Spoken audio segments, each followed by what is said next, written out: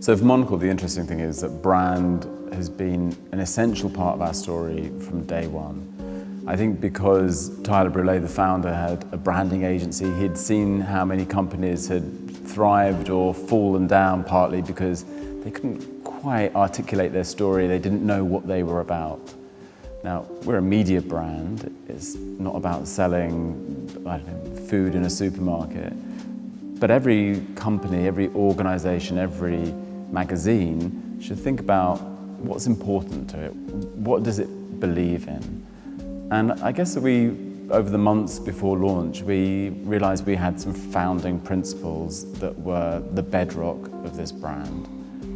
We didn't want to be fast media, we wanted to be a slower form of media. We wanted to celebrate all of the things that go into making a magazine, so the craft of it, so the craft of printing, the craft of photography, the craft of journalism. We didn't want to get sucked into a world of PR with free trips and holidays for staff given to us by travel companies, so we banned all of that. So we started with quite a clear idea of what we thought was good and bad about the world of media. But then that story came with an emblem. It came with this Monocle M, which was there from the very beginning. And it began when our art director, Richard Spencer-Powell, he was looking oddly in a book of stamps that we would seal letters with in the old days, but from Japan. And there was just hundreds of these little icons. And he thought that we could make a little stamp that was almost the embossed sign of integrity of Monocle. And that's how we got the M. And that M has then worked across everything we've done. It's been a digital brand. It's been put on the outsides of shops and cafes.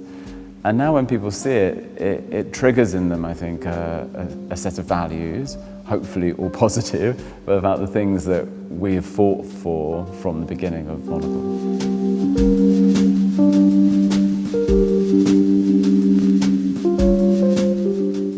When I think about the magazine and what we want to do and what we want to achieve, there are two magazines that I go back to, or I encourage staff to go back to. And oddly, that is issue 1, and it's also issue 101. So when we got to 100 issues, we took the decision to really radically change how the magazine looked. And we came up with lots of new ideas and new sections. And sometimes when you commission even regular features for a magazine, there's a little bit of what you can call drift. You know, people think, okay, this is almost the same, this is almost right.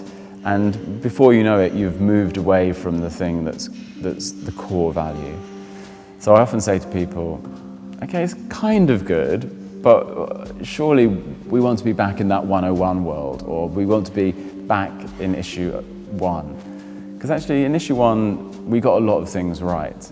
I think issues 2 and 3 and 4 were oddly more complicated, but because we had a long time to think about that issue 1, it's still got great photojournalism, an opportunity to send people to places that other people weren't reporting from.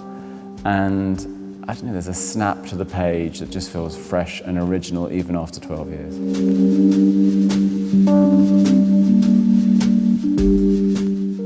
It's interesting, if you think about, for example, the world of restaurants. Now, if you were going to start your own restaurant, you'd think, okay, what can I do that's special? What can I do that's unique, that will attract people to my establishment?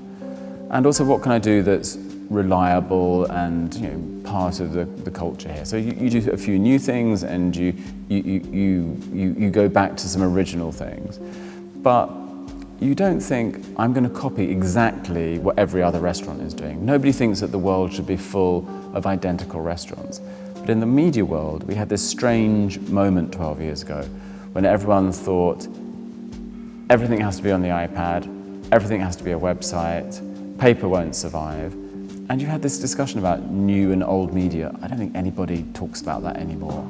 And you had this kind of strange pull between digital and analog. Now, we were confident then that actually there are some experiences you want that are digital, and there are other experiences you want that will be on paper, in the cinema, not everything is going to end up in the same place. So we didn't say our recipe for success would be correct for everybody else. We weren't telling other people what to do. We didn't think that our recipe for success would be correct for everybody else. But we just thought that we could do something that would go against the received wisdom.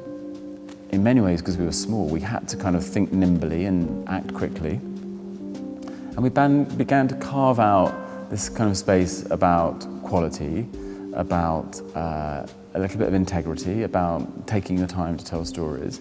And luckily, we're not the size of the New York Times, we're not CNN, we're a small media company, but we have found a dedicated following of people who like what we do, and many of those people have been with us since issue 1. They've kind of taken the journey with us.